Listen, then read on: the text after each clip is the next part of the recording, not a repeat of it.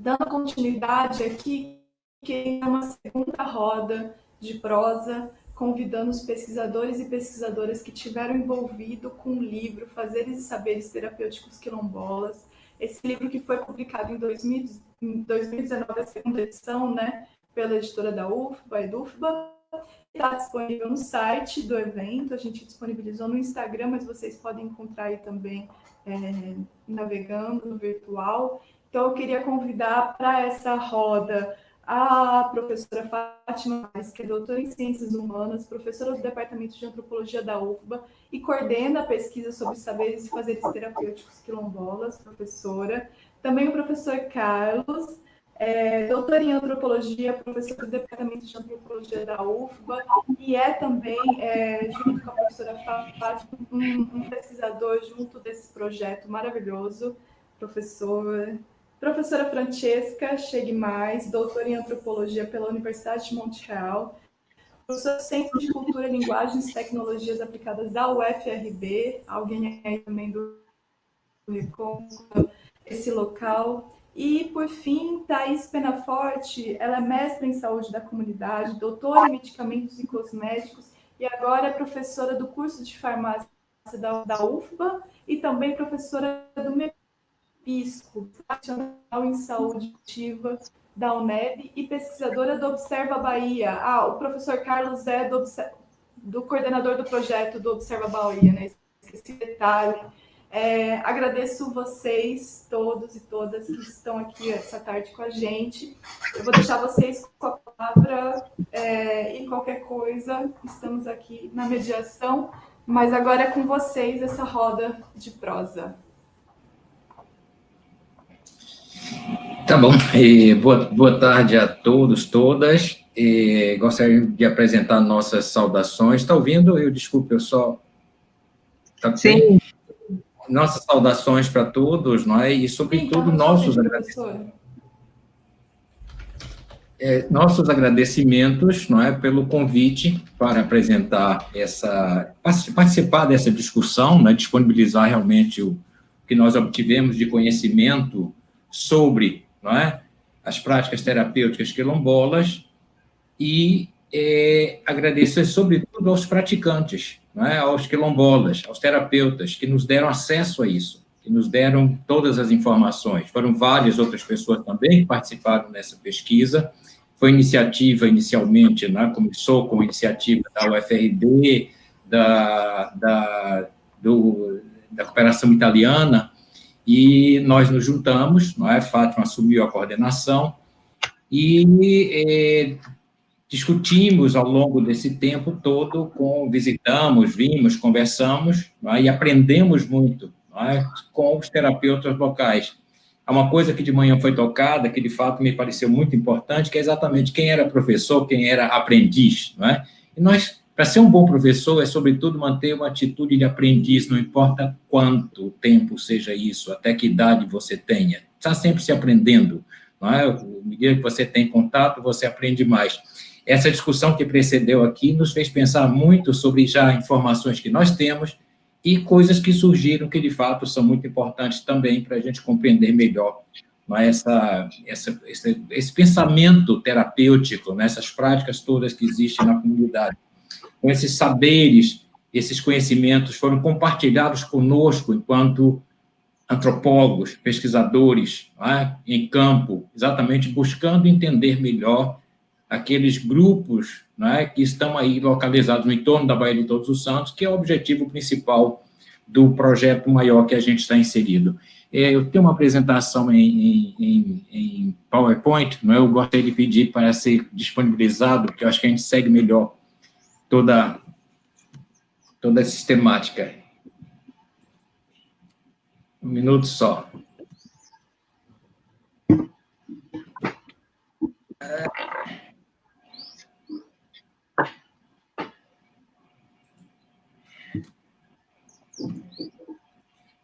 Já deve vir.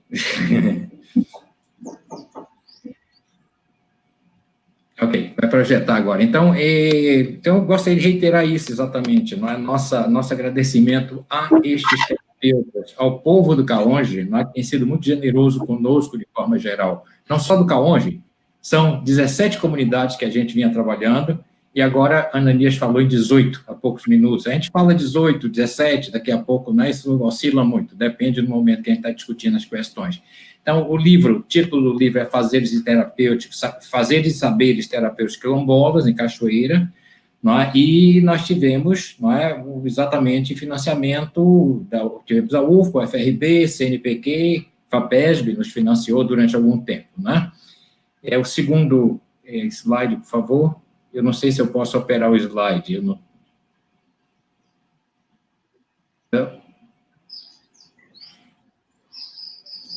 Sim, posso. Então, tem todos os antecedentes, não é? A questão, por exemplo, de um Pronex, é um projeto maior que começamos em 2012, exatamente buscando conhecer melhor a Baía de Todos os Santos em vários aspectos. Um aspecto é um projeto interdisciplinar, bastante extenso, não é? Que envolveu pessoas de várias áreas.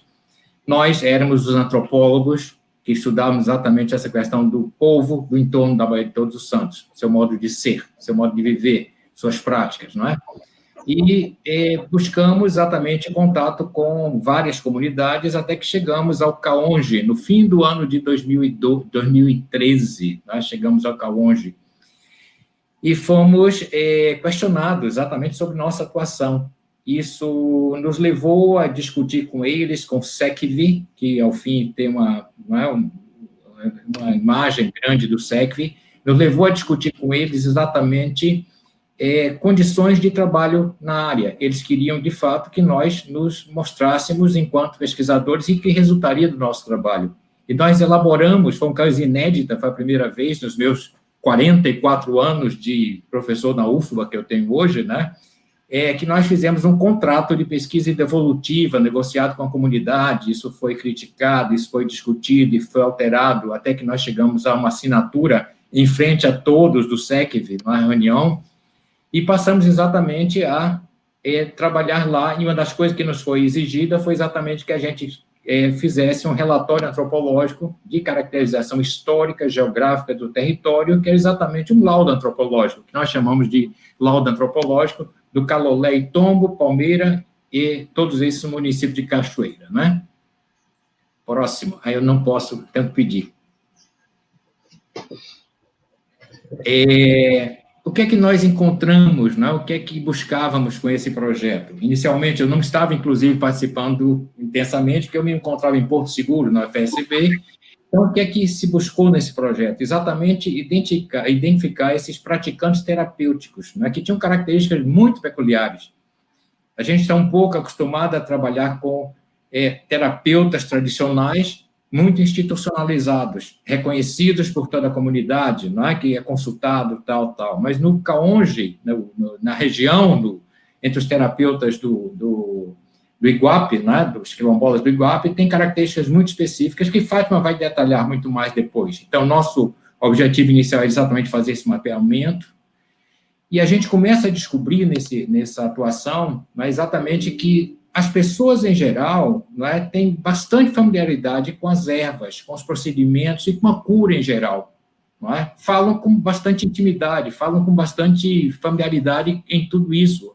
Todos sabem um pouco, todos reconhecem um pouco, todos estão acostumados, dentro das famílias, dentro do seu grupo, a identificar as ervas e fazer uso dessas ervas, saber como utilizá-las. Não é? Mas há um reconhecimento mais específico para alguns que são reconhecidos como praticantes terapêuticos, não é? Que se usou esse termo, praticantes terapêuticos, que afasta essa ideia inicial que a gente tem, não é? De especialistas como médicos na nossa sociedade, não é? Afasta a ideia de especialistas porque todos sabem um pouco e compartilham esse conhecimento. Creio que muda só eu tocando. Não. Então foram identificadas, eventualmente existem outros, nas 17 comunidades que nós estudamos na época, né, foram identificadas 63 pessoas, né, que se colocavam nessa posição de praticantes terapêuticos. E foram entrevistadas, aí várias pessoas participaram desta parte da pesquisa, foram entrevistadas 42 pessoas, né, visitadas em suas casas, entrevistadas, não é? Mais de uma vez em alguns casos, alguns somente uma vez, vários mais de uma vez. Elas conhecem ou sabem manipular ervas, não é? Que vai desde chás, procedimentos complexos de rezas, algumas foram parteiras ou foram parteiras em algum momento, hoje não podem exercer mais, não é? São cuidadores de mulheres do puerpério, são cuidadores de crianças recém-nascidas, enfim, tem algum tipo de cuidado em saúde, não é? Voltado para a família, para os vizinhos, para as pessoas da comunidade. Então, são tanto homens jovens quanto velhos, não é? Sobretudo os mais velhos têm mais conhecimento, e eles, muitas vezes, se referem como rezadores ou outro tipo de especialista, mas nem sempre. Eles reconhecem que têm algum conhecimento, mas não usam necessariamente um termo de autodesignação com relação a isso, não é? Mas eles participam desses esforços terapêuticos dentro da comunidade. Mais um. Então, nessas conversas e entrevistas que foram realizadas, foram identificadas pessoas que conhecem ou sabem manipular as ervas, e vai desde chás até procedimentos muito mais complexos, né? Rezas, pessoas que foram parteiras, repetiu, por favor, uma repetição. Ou são cuidadores de crianças, né? Então, a repetição aí, desculpe, houve uma falha na... Próximo, por favor. Então, essa questão da diversidade terapêutica, né, elas são marcadas, todas as práticas são marcadas por devoções afrocatólicas, né, que articulam comportamentos e materiais, comportamentos e apropriação desses materiais diversos. Então, entre os comportamentos, o que é que a gente destaca? São exatamente as posturas, os gestos, as rezas, as observâncias locais de coleta e descarte, foi falado há pouco, inclusive, dias, horários e as condições envolvidas nos atos, condições várias, que podem ser condições da pessoa, condições do tempo, momento do dia, por exemplo, sol, antes do sol se pôr, depois do sol se pôr, quando destacar as coisas, de madrugada para fazer, não é exatamente qualquer tipo de ato. Ok, por favor, o próximo. Com relação aos materiais, não é? Nós vamos exatamente encontrar ervas, plantas, folhas, cascas, entrecascas, raízes, sementes, flores e outras partes que são aproveitadas, são utilizadas exatamente para isso. Com relação à questão dos animais, desde ovos, partes dos animais, muitas partes internas, muitas vezes, pele, gordura e até veneno de alguns animais que são utilizados também para a produção da terapêutica, do remédio, né, do tratamento. No livro, está presente, esse livro que está disponibilizado, Fátima deve mostrar daqui a pouco a capa, e está disponível para vocês, são identificadas, tem uma tabela com 191 elementos vegetais e 9 elementos animais que são utilizados.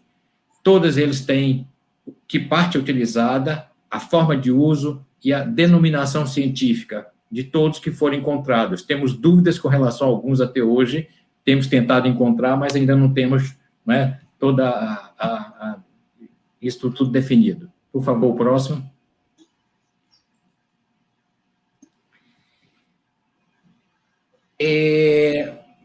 Do ambiente físico-biótico, a gente encontra materiais do tipo areia, madeira, bambu, carvão vegetal, cupinzeiro, mel, excremento de animais, todos utilizados de alguma maneira para produzir remédios. Do produtos industrializados, nós encontramos tipo rapadura artesanal, indústria artesanal, açúcar, vinagre, aguardente, vinho branco, óleo, gasolina, agulha, papel e tecido. Então, todos esses materiais do ambiente físico ou matérias industrializadas, além dos atos que nós falamos anteriormente, integram os recursos terapêuticos locais. Por favor, próximo. E, por fim, essa imagem, que foi produzida na época para se ter que foi lançado o livro, o primeiro livro, né, esse livreto que vocês têm em mão, foi produzido para o cartaz da época. E é muito importante pensar que este livro foi uma demanda dos quilombolas, não é? Não foi uma invenção nossa, do grupo de pesquisadores da UFRB ou nossa, mas foi uma invenção deles. Eles queriam ter estudado, eles definiram que era importante estudar, importante registrar exatamente essas práticas, identificar esses terapeutas e manter essa memória de maneira escrita, não é? E nós ainda temos a fazer sobre isso, né, daqui para frente. Por favor, muito obrigado. Fátima entra agora com a outra parte. Ok. Bom, queria agradecer, então, o convite da Elca e de todo esse apoio, né, dos organizadores desse seminário, e queria dar uma saudação muito especial aos nossos parceiros, amigos do CAONDE, que é a nossa casa-mãe, nossa terra-mãe ali naqueles territórios. A gente roda por todas aquelas 17, 18 agora, comunidades, mas o CAONDE é a nossa entrada, nossa porta de entrada, a nossa terra de entrada. Um beijo, então, para Anias, Giovanni, Jussi e todo mundo, Nina. Bom, Caroso falou do livro, né, Ananias também, e esse primeiro livro, né, esse livro aqui, foi a primeira versão, e esse livro não é vendido, não foi vendido, é de distribuição, foi de distribuição para as comunidades, né? Então, há poucos exemplares disponíveis, é um livro menor, né? Então, esse livro foi lançado em 2017, né? Em 2018, desculpe, né? Thaís até estava no lançamento. A segunda edição é esta daqui, né? É um livro que está disponibilizado em PDF, né? No site do evento, e ele também pode ser comprado, adquirido pela Edufba. Então, nesse livro, nós temos... esse livro ele é muito mais completo, inclusive essa lista a que Caroso se referiu, com todo o levantamento das ervas ou folhas, né, utilizadas e outros materiais, está aqui só nessa segunda edição. Né? O livro também, é importante dizer que somos nós 4 aqui, né, que somos autores, mais o professor Fernando, que não está aqui no momento, Fernando está em outra universidade, né, Fernando Moraes, então são 5 autores aqui nesse livro, e também a participação de Tatiana Veloso também, e parceiros também do Anderson, também lá do CAONDE, que ajudou a gente na feitura das entrevistas, então teve mais gente, né, envolvida na organização das entrevistas e sistematização de materiais. Bom, eu vou detalhar aqui 2 aspectos que já foram mencionados pelo Caroso, e depois sigo para a Thaís, que vai falar mais da fitoterapia, e Francesca finaliza. Eu vou trazer 2 aspectos que dizem respeito. O primeiro deles diz respeito que eu estou chamando, a gente chama da presença dessa tradição terapêutica. Então, o Caroso já mencionou mais esse primeiro aspecto, essa primeira questão que eu vou trazer. Quer dizer, essa tradição terapêutica, ela é uma tradição que não está perdida, não está antiga, não é antiquada, pelo contrário, ela é muito contemporânea. Então, o primeiro aspecto é esse, a presença contemporânea da tradição. E o segundo aspecto, a segunda questão que eu queria trazer é que diz respeito, inclusive, à abordagem que a gente fez, todos nós aqui, com exceção da Thaís, somos antropólogos, né? Thaís é farmacêutica, mas Thaís também está junto com a gente nesse espírito, né? Então, essa abordagem do livro é uma abordagem antropológica, prioritariamente, né? Não somente, mas prioritariamente. Então, o segundo aspecto que eu queria trazer diz respeito à diferença entre o que é um pensamento terapêutico tradicional, quilombola, e o pensamento científico, né? São 2 coisas que elas têm pontos de contato, mas elas não são exatamente a mesma coisa, o que é muito bom, né? Elas são formas de conhecer o mundo, de fazer o mundo diferente. Bom, em relação ao primeiro ponto, que diz respeito à presença contemporânea, né, disso, da tradição terapêutica quilombola, Caroso já mencionou, a gente chegou a esse conceito de praticantes terapêuticos. Né? Por que praticantes? Por que a gente achou melhor? É um conceito nosso, não é um conceito deles. delas. Mas é porque, justamente, por duas razões. Primeiro, pelo tipo de circulação do conhecimento que se dá nesses territórios, e depois, pelo tipo de aprendizado que se dá nesses territórios. Então, o primeiro ponto é o tipo de circulação de conhecimento. As formas terapêuticas quilombolas, o conhecimento terapêutico quilombola, ele se dá de forma disseminada no território. Portanto, ele está vivo em muitas pessoas, né? Ele é vivo em muitas pessoas e não apenas naqueles que a gente, a princípio, poderia identificar como especialistas, né? São poucas as situações em que se atribui a designação de especialista, né? Se comparado ao contingente das pessoas que conhecem e que sabem desses conhecimentos. Realmente, muitas pessoas conhecem e sabem, né? Existem aqueles que conhecem mais, aqueles que conhecem menos, existem aqueles que são mais reconhecidos do que outros, mas mesmo aqueles que são mais reconhecidos nem sempre se autodesignam como benzedores ou benzedoras, rezadoras, nem sempre. Alguns sim, mas nem sempre. Às vezes uma pessoa conhece muito e ela mesma não gosta dessa designação, né?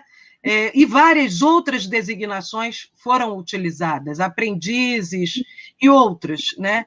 Então, considerando isso, essa certa resistência, a gente optou por chamá-los, né, de praticantes, né, porque fazem na prática, mantêm na prática esse conhecimento vivo.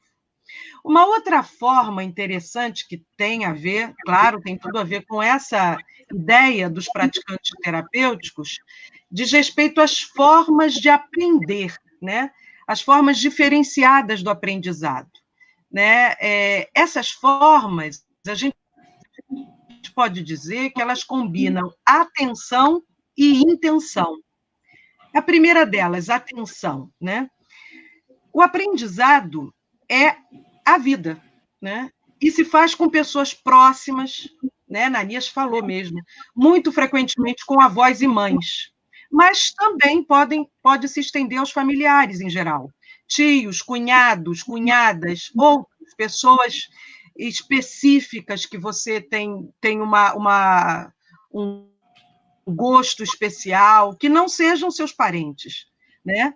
Podem ser com os mais velhos também, em geral, os mais velhos de forma indiscriminada, né? Eu aprendi com os mais velhos, também uma forma muito, muito frequente das pessoas dizerem de onde vem o conhecimento, né? Com os mais velhos. Pode ser com rezadores conhecidos, pode ser também com lideranças espirituais. Então, são vários, portanto, as possibilidades, né, são várias. As situações descritas pelos quilombolas também variam. Pode ser na convivência em casa, pode ser quando a mãe quando acompanhava a mãe na coleta das ervas, vendo a mãe rezando, resolvendo rezar, vendo os avós fazendo e fazendo também, observando apenas os mais velhos. Então, essa atenção disseminada, né, que não especifica o momento exatamente de aprender. Mas também não é só de atenção, também há intenção. Há também intenção, há também interesses, há também a ideia de que há uma ancestralidade, Giovanni falou bastante disso agora, ainda há pouco, uma missão. Também a gente ouviu isso, a direção de se tornar uma rezadora, um rezador, ou alguém que conhece as rezas, né? Nossos interlocutores, né, nossos parceiros lá dos quilombos, dão muitas pistas para isso, né? Eles destacam nas conversas, eles destacaram que tinham curiosidade quando adolescentes, desde criança, ou que acham bonito, ou ainda que é bom para cuidar dos filhos, especificamente no caso das mulheres que se tornam mães. Elas percebem que é bom, faz parte da experiência da maternidade aprender as rezas, aprender os chás, né? Também você pode se tornar rezador porque ouviu as palavras de um outro rezador, você foi um rezador e ouviu. Você aprende ouvindo as palavras, você pode aprender num evento que te motivou, você pode aprender porque é um dever que você acha que tem de cuidar da comunidade, por exemplo, numa experiência religiosa, fazendo parte de uma comunidade religiosa. Você pode também achar que deve rezar, que é um dom herdado dos seus ancestrais, de pais, de avós, ou da ancestralidade do seu território, da sua comunidade, né? Então, tudo isso eu estou chamando de intenção. A intenção é deliberado, né? As pessoas têm vontade de se tornar ou de conhecer de alguma forma mais do que os outros, né? Então, essas atenções e essas intenções constituem o que a gente está chamando de um conhecimento desse lugar, né? Esse conhecimento, ele não está restrito às pessoas só, aos indivíduos, mas ele espraia, assim, ele, sabe, igual a maré, ele vai e volta, ele se espraia por todas as relações desse ambiente, né? Todas as relações desse território. Então, a gente pode dizer que o aprendizado terapêutico é, ao mesmo tempo, feito com atenção e com intenção. Intenção na proximidade com a sua família, com os vizinhos, com os mais velhos, com os antepassados, com Deus, os orixás, os caboclos, preto-velhos, escravos, né, entidades do candomblé e da umbanda, com os anjos da guarda e muitos outros seres que habitam esses territórios, né? Então, eles não são exatamente, não precisam ser a vontade de aprender, nem sempre decorre de um evento singular, de uma situação. Pode decorrer, mas nem sempre, né? E faz disso, então, um conhecimento daquele lugar, né? Fazendo disso um conhecimento daquele lugar. Francesca vai falar mais disso, né? Mais à frente. Bom, o segundo aspecto, então, que eu queria trazer diz respeito a essa diferença do pensamento terapêutico. Eu estou chamando aqui de pensamento terapêutico quilombola e o científico, né? Os problemas que a gente pode ter quando a gente vai traduzir, né? Tentar compreender o pensamento terapêutico quilombola nos termos do pensamento científico. Porque o pensamento científico tem certas premissas, certas racionalidades que nem sempre coincidem com o pensamento terapêutico quilombola. Isso especialmente na etnobotânica, na fitoterapia, que a gente vem falando aqui desde a parte da manhã. É claro que há fundamentação científica, né? Vários colegas e nós também, como antropólogos, sabemos disso, isso precisa ser valorizado. Agora, nem tudo pode ser fundamentado cientificamente. Por quê? Porque o pensamento quilombola, ele tem outras formas de entendimento de premissas, outras compreensões, outras categorias que não são facilmente redutíveis às categorias científicas. Né? Eu queria falar de duas dessas. Né? Uma primeira diferença importante diz respeito ao que é o conceito de empírico, o que é uma coisa ter uma eficácia empírica. Então, essa é a primeira diferença. Né?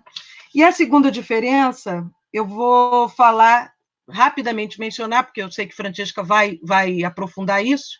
A segunda diferença diz respeito a que a eficácia do pensamento quilombola não reside só no que é empírico, mas vai para além do que é empírico. Então, vamos voltar, então, na diferença empírica, né? Nesse ponto, nessa primeira diferença. Então, a diferença o que são agências curativas empíricas, né? Das ervas, especialmente, as ervas, as folhas, né?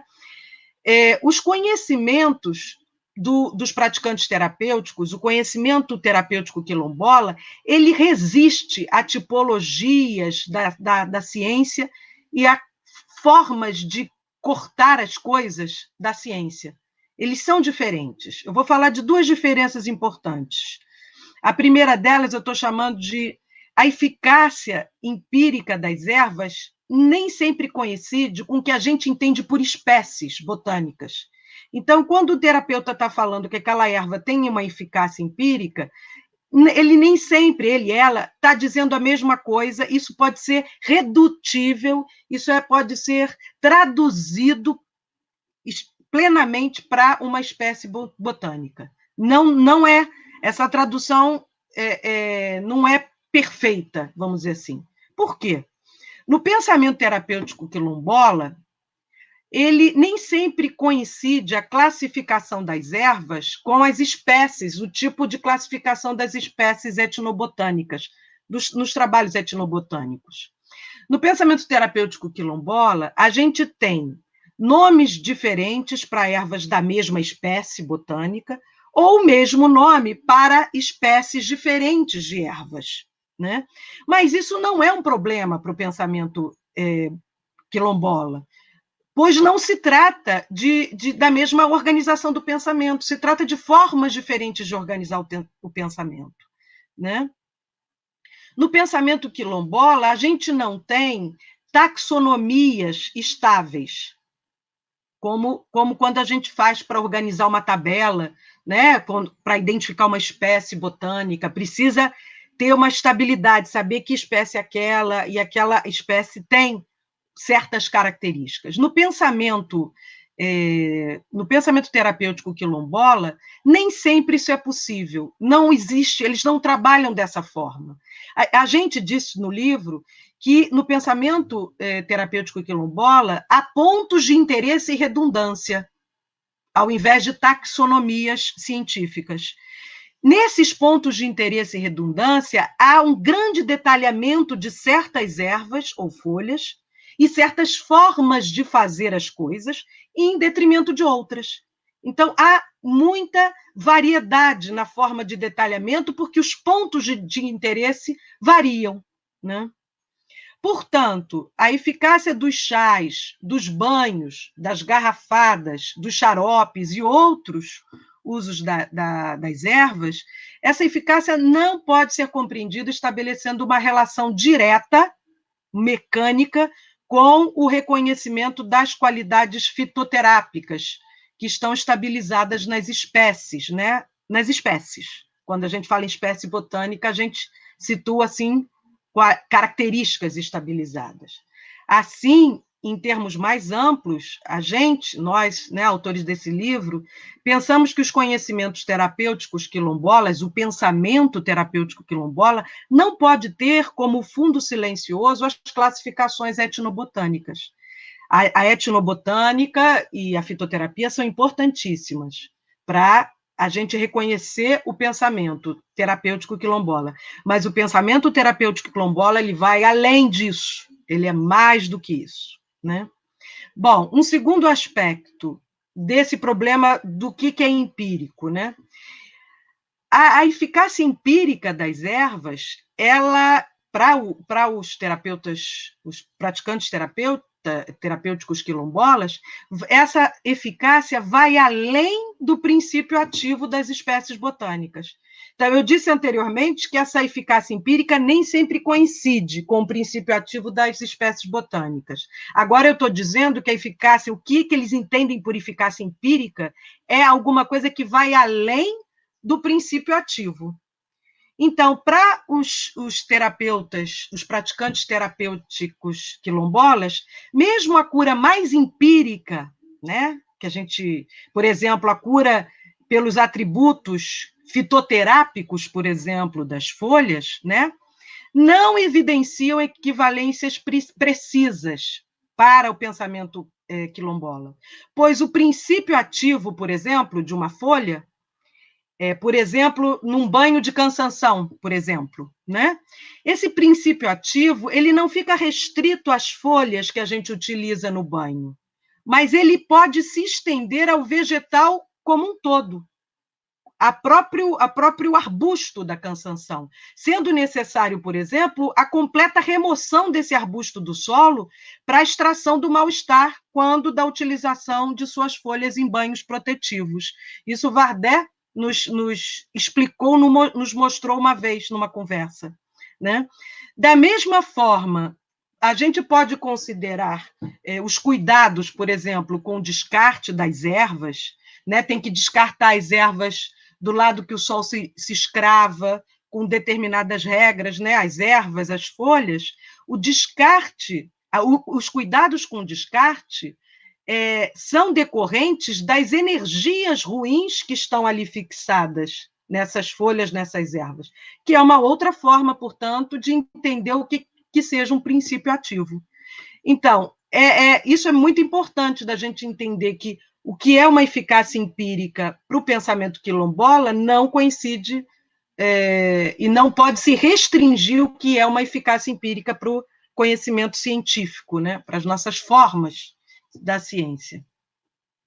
Bom, o segundo ponto, então, é que não basta só reconhecer que há diferença de entendimento do que seja empírico para pensamento quilombola e pensamento científico, mas também um segundo ponto muito importante, é que a eficácia para o pensamento quilombola, a eficácia não é pensada nesses termos que a ciência coloca de empírico e não empírico, né?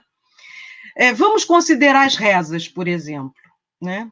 A eficácia das rezas não é uma questão de crença, de acreditar como a gente acredita numa religião, ou quem é ateu não acredita. Entre os quilombolas, entre quem vive naqueles territórios, ninguém duvida do poder das rezas. As palavras têm um poder criativo, elas afastam energia, elas atraem energia, elas podem fechar corpos, né? As palavras emanam poder, né? As palavras têm que ser observadas e também podem ter criação, né? Por exemplo, né, alguns dos nossos parceiros, né, a reza de Ambrósio, por exemplo, do Quilombo do Tombo da Palmeira, ela é marcada pelo controle das palavras. Rosinha, por exemplo, do Quilombo de Santiago do Iguape, também controla as palavras, mas ela reza bem baixinho. A forma de rezar é diferente. Ela não quer que ninguém ouça. Sinhá, por exemplo, de Santiago do Iguape, também observa as palavras, mas ela diz que deixa vir do coração pequenas diferenças nas palavras das rezas. Ao longo da vida dela, as pequenas diferenças podem vir do coração. Judite, por exemplo, do Quilombo do Calembá, ela criou as palavras. Vem do coração dela a criação de palavras, né? Os nossos interlocutores também dizem que é preciso ter fé. Vários aqui na roda do CAONG falaram isso, né? Mas a ideia de ter fé também é diferente do que a gente pode achar que é ter fé, né? Erasmo, por exemplo, do Quilombo do Mutexa Gutinga, ele diz que a cura são as palavras, né? Ele diz a fé cura, né? As palavras precisam ser ditas com fé. Mas o que a gente pensa, nós no livro, né, chamamos a atenção de que a fé, mais do que uma crença, que a gente pode ser convertido ou deixar de acreditar ou acreditar, é uma abertura, né, uma abertura para participar dessa vida, dessa ordem, dessa forma de pensamento. Os nossos interlocutores sabem que a fé, nas rezas especialmente, eles reclamaram muito que a fé nessas rezas vem diminuindo. Eles lamentam essas mudanças, especialmente entre os mais jovens, né? Mas, ao mesmo tempo, esse diagnóstico não gera dúvidas acerca da eficácia das rezas, né?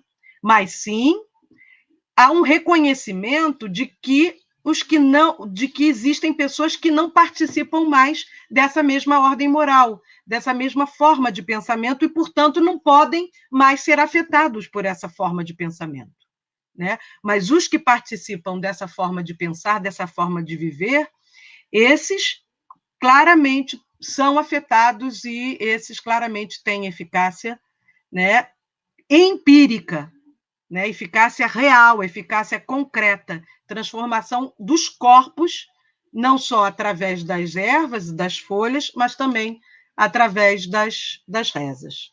Bom, era isso que eu queria dizer, são esses dois pontos que eu queria, né, aprofundar. Passo a palavra, então, para a Thaís.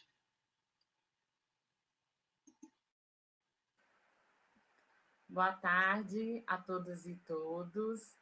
Eu queria, primeiramente, demonstrar minha alegria de estar aqui. Agradeço o convite de Elka para participar desse seminário. Foi uma especial alegria também rever o pessoal do CAONG, né? Porque com essa pandemia a gente está afastado das nossas atividades de pesquisa em campo. Então, fazia muito tempo que a gente não via Giovanni, Ananias, a Pina, a Vardé, a Adriana. Uma saudade imensa de todos.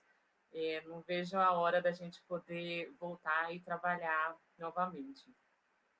Então, nessa tarde, me coube falar um pouquinho sobre o levantamento etnobotânico, e uma coisa que me chamou a atenção na apresentação de hoje de manhã, que também foi tratada sobre... Teve continuidade, né? Início, na verdade, nesse seminário de fitoterápicos, foi sempre uma constante expressão de uma preocupação com a manutenção desse patrimônio terapêutico tradicional, especialmente das terapêuticas quilombolas, né? E nesse sentido, a etnobotânica ela se constitui uma posição privilegiada para a compreensão dessas interrelações entre a diversidade biológica e cultural, esboçando também caminhos para o desenvolvimento sustentável desses patrimônios. Inclusive, como é a nossa situação, e também foi relatado por Maiara no período da manhã, é que grande parte dessas pesquisas no campo da etnobotânica, elas contemplam parcerias entre instituições de pesquisa e organizações governamentais e não governamentais, como foi o nosso caso nós contamos com o apoio da ONG COSP, e essa parceria, elas atuam para concretizar efetivamente programas de manejo e conservação desses recursos vegetais junto a populações locais e tradicionais. Então, a etnobotânica, ela é vocacionada pela multidisciplinaridade e pelo pluralismo cultural.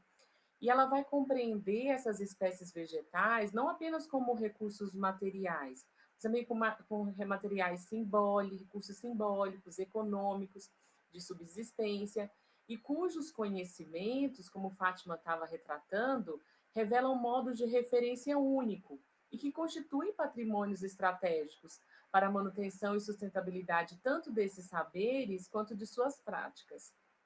No Brasil, particularmente, esse tipo de pesquisa ela possui um destaque especial em consequência da nossa alta diversidade cultural e biológica. Em termos de espécies vegetais, nós detemos 22% de todas as plantas descritas no mundo. Então, além disso, a gente pode considerar também que o ambiente vegetal ele tem testemunhado nossa própria conformação nacional, inclusive sendo reconfigurado em todas as fases do desenvolvimento da sociedade brasileira. Então, as plantas, elas são capazes não apenas de prover necessidades humanas, mas elas também são capazes de recordar acerca do processo histórico que conformou a nossa realidade social. Muitas plantas são originárias da África e vieram junto com o tráfico de escravos e que agora compõem a flora brasileira. A exemplo de muitos exemplares que nós encontramos na nossa pesquisa, como boldo, erva doce, camomila, gengibre, algodão, guiné, babosa. Então, o que a gente observa é que a etnobotânica ela possui efetivamente um desenho plural e multifacetado. E por isso a etnobotânica ela exige e possui efetivamente um corpo teórico metodológico com alta heterogeneidade. A nosso próprio desenho, enquanto pesquisadores, demonstra isso, né? Tem antropólogos, eu sou farmacêutica, a gente contou com outros professores da UFRB, a própria comunidade também, com as professoras de biologia, de serviço social. São pesquisas que abarcam diferentes profissionais e que juntos nós buscamos reconhecer e compreender e aprender esses diferentes aspectos das relações etnobotânicas de uma determinada população. Não é à toa que, recentemente, a etnobotânica ela tem sido identificada como a ciência da sobrevivência, por essa capacidade de proporcionar uma visão integradora e de contemplar valores e significados próprios direcionados pelas comunidades ao meio ambiente e vice-versa. Então, nesse livro, Saberes e Fazeres Terapêuticos Quilombolas, ele se esforça por trilhar esse caminho E ao incluir um estudo etnobotânico, que foi desenhado com objetividade, mas muita sensibilidade social e ética. Da ideia inicial que ainda se mantém, né, a gente não vai ter pernas e braços para realizar, de fazer esse levantamento de ervas medicinais utilizadas no cotidiano das comunidades quilombolas da Baía de Todos os Santos, nós iniciamos com as comunidades da Bacia e Vale do Iguape em Cachoeira. Então, como Fátima e Caruso já explicaram esse conceito de praticantes terapêuticos, na identificação desses praticantes, nós aplicamos um roteiro semi-estruturado que buscou investigar as ervas conhecidas, seus usos, aplicações, cuidados e conflitos de acesso. Nós adotamos também uma técnica conhecida como turnê guiada, em que alguns desses praticantes, eles ampliaram a nossa investigação com a apresentação in loco e coleta das ervas mais comumente utilizadas. Eu queria pedir para colocar um quadro, que eu coloquei, que é só um quadro ilustrativo, na verdade, porque todo esse material, como Fátima disse, está no livro, né? Então é só para uma figura. Esse quadro, na verdade, ele traz as 36 plantas mais citadas, com maior volume de citação, mas nós encontramos um total de 224 ervas identificadas. Então, são plantas que retratam tradições ancestrais de cuidado, tradições que são praticadas até os dias atuais, que inclui cosmovisões que entrecruzam aspectos etnorraciais, religiosos, e que dirige a reflexão sobre como, sobre esse processo saúde e doença, incorrem diferentes caminhos epistemológicos, e que operam diferentes agenciamentos e traduções de suas experiências de saúde, como Fátima abriu comentando. Então, esse repertório terapêutico, ele demonstra como se dá o enfrentamento por essas populações de suas próprias vulnerabilidades, como Ananias citou também na sua fala. São plantas com múltiplos usos terapêuticos e que recortam de maneira expressiva os cuidados de puericultura e materno-infantil, como, inclusive, as ervas mais citadas. Nessa fase do desenvolvimento, são bastante comuns situações como febres, diarreias, verminoses, anemia, gripes, problemas de vias respiratórias, e que encontram alívios em chás, xaropes, lambedores, que são produzidos pelas próprias mães, vizinhos e familiares. Como Fátima explicou também quais são essas motivações para o aprendizado e como o cuidado com os filhos é uma motivação para esse aprendizado e é também algo que constrói uma forte experiência local. Essa elevada repetição dessas situações e em associação às dificuldades de acesso aos serviços médicos fazem com que essas populações elas tenham alcançado uma larga experiência no manejo dessas situações clínicas, a exemplo do xarope da Vardé. Então, em uma outra situação, dessa situação para o desenvolvimento infantil, que possui uma maior destaque na referência a essas plantas, algumas plantas têm uso específico e algumas elas usam em sobreposição para a população adulta. Mas aí ela já registra um outro tipo de experiência com as doenças. A gente observou o uso sistemático de chás como calmantes, a necessidade de tônicos estimulantes, antirreumáticos e de alívio de dores musculares que evidenciam as tensões do trabalho rural exaustivo em um ambiente de instabilidade e má higiene laboral. Além disso, o ambiente doméstico sem as devidas condições sanitárias torna os indivíduos mais suscetíveis a verminoses, diarreias, doenças dermatológicas e outras patologias que afetam a qualidade de vida dessa população. Também é extenso, que a gente pode ver, acho que no próximo slide tem algumas plantas relativas ao cuidado do corpo feminino, especialmente no período gestacional. Então, nós observamos uma ampla variedade de plantas que foram associadas a este período, usadas em banhos terapêuticos, banho de assento, e plantas que também são utilizadas como estimuladores da contração uterina. Além disso, a convivência e uso laboral de animais fazem com que o cuidado relacionado a eles também seja uma fonte de preocupação e de especialização. A exemplo do remédio para picada de cobra, que é produzido pela comunidade do Caimbongo, e no passado, o seu Erasmo, da comunidade Mutê-Chacutinga, que era um especialista em picada de cobra. Então, por fim, como Fátima bem expôs, não nos interessa simplesmente aproximar as plantas de suas indicações e uso, mas também reconhecer as possibilidades de experiências e suas vivências terapêuticas. As plantas e seus efeitos estabelecem dinâmicas próprias, que são expressas e compartilhadas pelos agentes, ainda que nós observamos algumas indicações clássicas, como o caso do capim-santo, erva cidreira, alfavaca, quiioiô, alumã, boldo e tapete de Oxalá.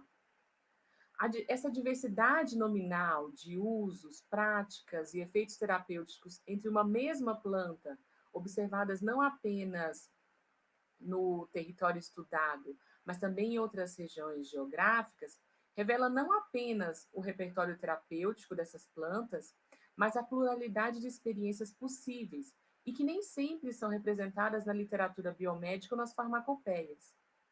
Isso implica a necessidade de se reconhecer a multiplicidade de relações direcionadas a essas plantas, e com isso também revelar uma certa limitação de estudos que priorizem apenas aspectos fitoquímicos das plantas.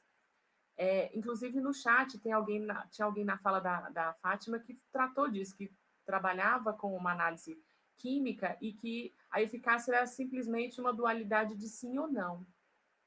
Então, esses aspectos, eles são insuficientes, esses aspectos fitoquímicos unicamente, eles são insuficientes para produzir uma compreensão maior, uma interpretação sobre a eficácia ou uso terapêutico dessas plantas, uma vez que sobre elas recorrem outras condições que sustentam esses agenciamentos e a eficácia, que Francisca vai falar a seguir. Então, para concluir a minha fala, as experiências com a edição desse livro destacam a necessidade de iniciativas para a preservação e revitalização dos modos de vida e da ancestralidade da medicina tradicional, principalmente da medicina quilombola, cuja vitalidade ela pode ser comprovada no cotidiano dessas comunidades quilombolas e na riqueza de informação que os dois livros eles trazem, que pode refletir parte, né, daquilo que a gente conseguiu recuperar nesse trabalho de campo. Agora eu passo para Francisca. Boa tarde a todos. Eu mais também agradeço, né, aos organizadores e organizadoras desse evento, que está correndo de forma muito agradável. Foi muito legal também ouvir os nossos parceiros lá no CAUNG, né, sabendo que tem muitos outros que estão espalhados, como o próprio Ananias falou, e que nesse momento não são, né, não temos condição de nos encontrar todos eles. E também aproveito aqui para dizer que essa conversa já foi muito, muito rica, né? Então, me cabe um pouco tentar, né, acrescentar algumas coisas. Gostei muito das falas de meus colegas, né? Porque acho que esse trabalho foi uma paixão muito grande para todos nós, né? Uma pesquisa muito rica, como o professor Caruso mostrou, né? Que demorou alguns anos, né, e foi muito, muito agradável também, né, essa parceria com os quilombos, né, com os praticantes terapeutas, foi realmente algo que enriqueceu muito, né. E então eu vou um pouquinho falar como essa pesquisa está trazendo algumas reflexões, né, além do livro um pouco, né, de certa forma. O livro nos traz ensinamentos, né, para a gente pensar de forma mais aberta a essa diversidade que nós temos, né, com as terapêuticas quilombolas. Eu tenho conversado com Fátima recentemente, né, com o professor Caruso também, a Thaís vejo menos, mas, enfim, a fala dela hoje nos conecta mais uma vez. Como a gente pode pensar o que eu venho chamando, junto a Fátima e todos, né, os antropólogos, essas diversas teorias da vida, né? Ou seja, a vida não é igual, não existe uma vida, uma maneira universal de pensar a vida, né? A vida com os seus existentes, né? Com os seres que estão no mundo. Então, como já foi falado, então algumas coisas eu, querendo não, vou repetir, né? Mas, enfim, vou tentar também não me alongar muito, né? Que a gente está falando de agenciamentos. Por que essa palavra? Porque a gente não está percebendo, né, um sistema fechado, categorias, taxonomias, tipologias, como a Fátima, e agora também, né, já no começo foi falado com o professor Caroso, a Fátima falou, e a Thaís também comentou. Agenciamentos porque são mais maneiras de agir no mundo que maneiras de categorizar de forma fechada o mundo. Por isso que nós estamos usando aqui, muitas vezes, essa palavra de agenciamento, né? Junto, então, a essa palavra, nós entendemos que tem várias, nas terapêuticas quilombolas, né, que podemos chamar também de tradicionais, ancestrais, temos umas conexões entre o que, na maneira ocidental, em conexões entre elementos que nós, assim, na mentalidade científica, não colocaremos juntas, mas que, nesse caso, elas são conectadas, né? Os terapeutas mobilizam ervas, plantas, como já foi falado, elementos animais, espiritualidades, né? Que são ativas, né? Nesse mundo terapêutico. Não são somente representações, né, de orixás, mas eles vão junto, né, com o terapeuta, ajudam, coajudam, se sincronizam, né, nas técnicas do aprendizado terapêutico. Enfim, e artefatos de vários tipos que também têm, né, uma força, um poder de agir. Os artefatos devocionais, os santos católicos, os orixás, enfim, toda aquela estética também religiosa, né, afro-católico, afro-brasileiro, dos terreiros de candomblé, de umbanda, né. Então, eu estou propondo aqui, eventualmente, essa ideia de uma hibridização de vários elementos, de várias instâncias, de vários, digamos assim, existentes. Né? E o que nos remete um pouco, para falar de uma palavra que é muito usada, mas que efetivamente pode ser reusada hoje, a uma visão holista, né? Porque a visão holista não prioriza um entendimento integral dos fenômenos, e não os procedimentos analíticos, né? Tomados isoladamente. Então, nesse sentido, faz sentido, né? Me parece que a Strassen, que é uma antropóloga, fala também para outros povos da Melanésia essa palavra de holismo, não no sentido assim banal, mas tomando esse conceito a sério, como algo, uma teoria da vida que não divide, mas junta, né, soma as diversas instâncias, tanto aquelas que já foram faladas aqui, né, fitoterapêuticas, fitoterápicas, como aquelas, no caso, por exemplo, estéticas, devocionais, espirituais, né? Na antropologia, querendo fazer um pouco a ponte com os saberes acadêmicos, né, se fala de ontologias diversas, né? Quando a ontologia é um diferente discurso sobre os existentes, né? Essa palavra indica uma metafísica, entre aspas, que faz, né, nos faz pensar os seres na vida, que estatuto eles têm, né? A ontologia, digamos assim, das terapêuticas quilombolas, são, digamos, ontologias anímicas, no sentido que há uma certa animação das coisas, as coisas não estão divididas, como a gente, né, já estava falando aqui, entre objetos empíricos, instâncias espirituais. Há uma conjuntura e uma conexão entre esses diversos, né, âmbitos, né, que nós, entre aspas, cientistas, ou então a mentalidade cientista, separaria.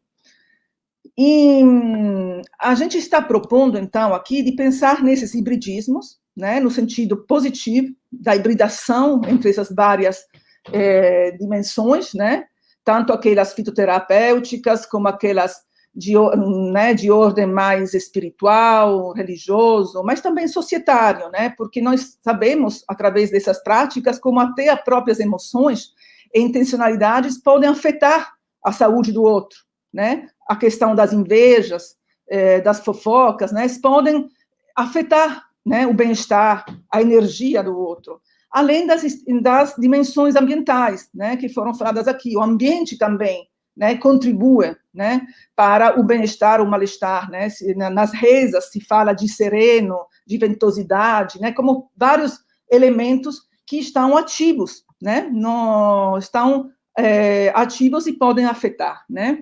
Então, todos esses elementos estão juntos e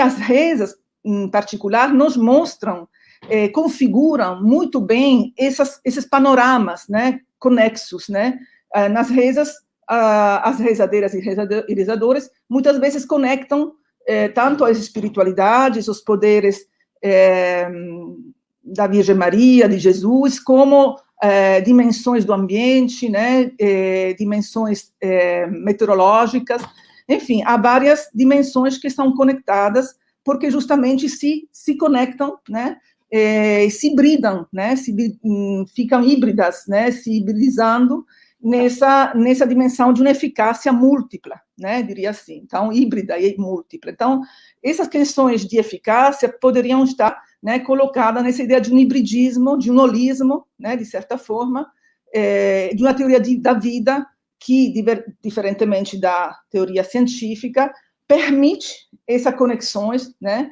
entre esses vários existentes, né, ou dimensões da existência, né. Dito isso, né, acho que é interessante também, então, usar termos que, eventualmente, a antropologia ou a socioantropologia não pode emprestar. E um desses pode ser, no lugar de pensar, né, algo de orgânico, algo de espiritual e simbólico, há vários tipos de processos vitais, que não são totalmente ou espirituais, ou empíricos, ou devocionais, eles são crescimentos, processos vitais em crescimento, ou seja, essa cultura terapêutica conecta, né, faz uma conexão entre processos vitais visíveis e invisíveis, processos vitais, digamos assim, crescimentos internos dentro do corpo, né, dentro dos corpos, e externos, o ambiente, o vento, o sereno, o sol, os momentos do dia, né, o meio-dia, a noite, enfim, as espiritualidades que aí circulam, são todos crescimentos, eles têm todos a mesma possibilidade de eficácia, né? Então, são todos processos vitais, não existem processos vitais naturais e outros que são só simbólicos, que existem só para representar alguma doutrina teológica. Todos estão juntos, por isso que a palavra crença muitas vezes fica meia vazia para entender, porque não são crenças separadas da teoria da vida, eles estão juntos lá, todos esses digamos, diversos parâmetros, né, para atuar, eles são todos agentes. Então, acho que isso é importante, pensar numa dimensão de crescimentos e processos vitais, por um lado, e de fabricações, né, os próprios remédios, as rezas, as imagens dos santos, dos orixás, são fabricações no sentido que os humanos, né, produzem, mas não estão desconectados desses processos vitais, estão também conectados, ao ponto que as rezas agem, não são somente louvores para os santos, né, que estão invocados, mas são palavras eficazes, ela tem capacidade de atuar na cura, de fato, né? Então, são palavras poderosas. Os santos não estão lá sendo louvados, simplesmente, mas estão sendo invocados a agir. Então, eles estão agindo e coagindo com o terapeuta, numa sincronização, né, da cura. E isso nos remete também ao conceito que foi já pensado, né, já trabalhado aqui nas falas da fé.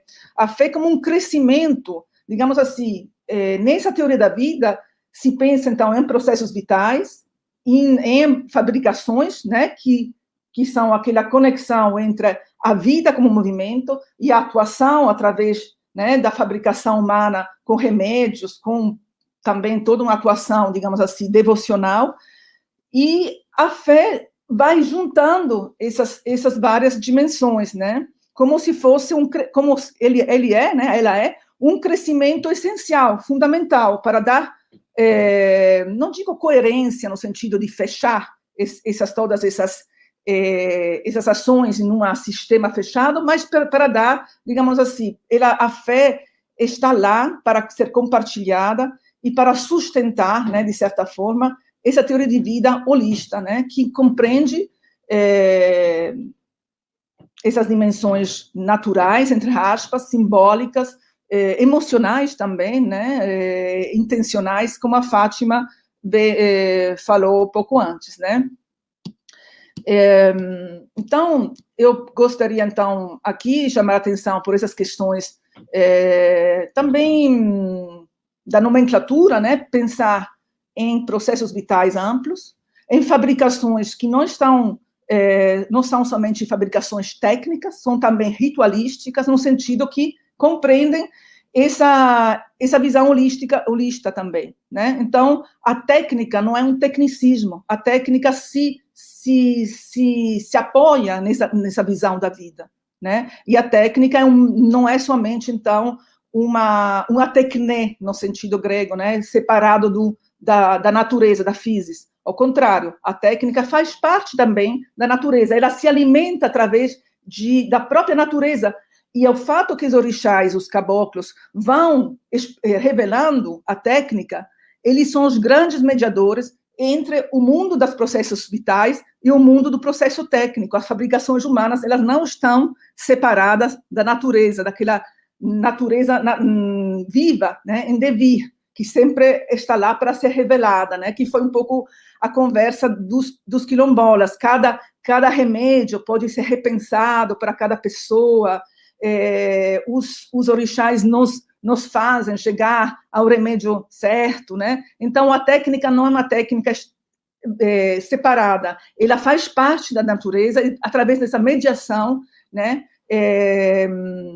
dos agentes, digamos, não humanos, que nos remetem à questão da fé como algo que é coativo e junto, né, um compartilhamento desse saber ancestral, através dessa dimensão, digamos, da fé como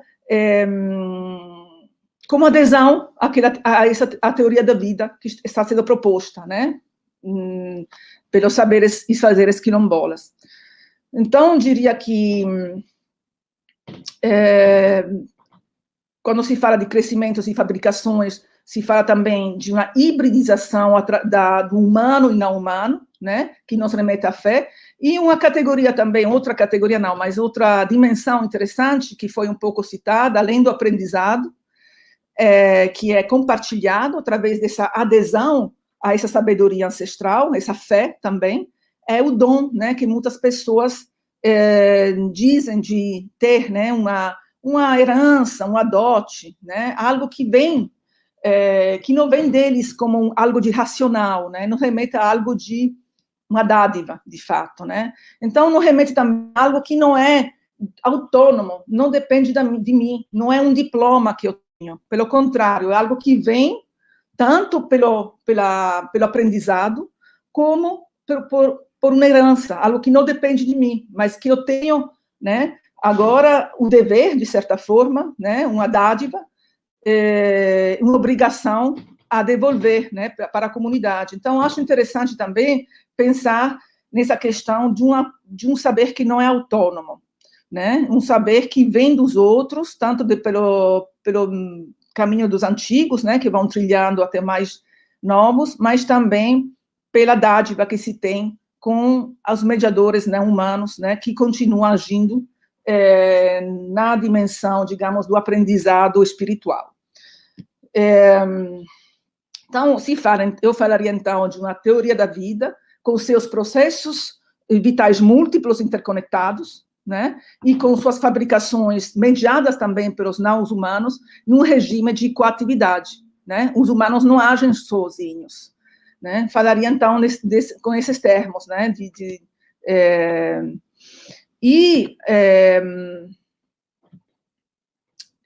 Diria, assim, para concluir, né?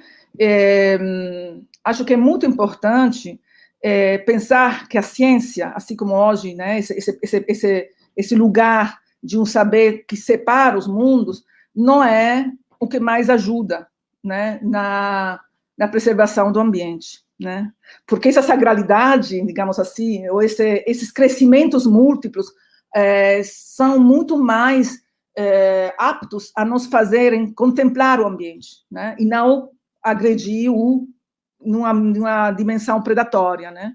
Então, acho que a gente tem que repensar também, de forma ética, essas teorias, digamos assim, tradicionais, e não banalizar como crenças ingênuas, né? Porque elas são tanto capazes de curar, como capazes de fazer pensar o ambiente. Então, é um pouco isso que eu queria falar. Obrigada.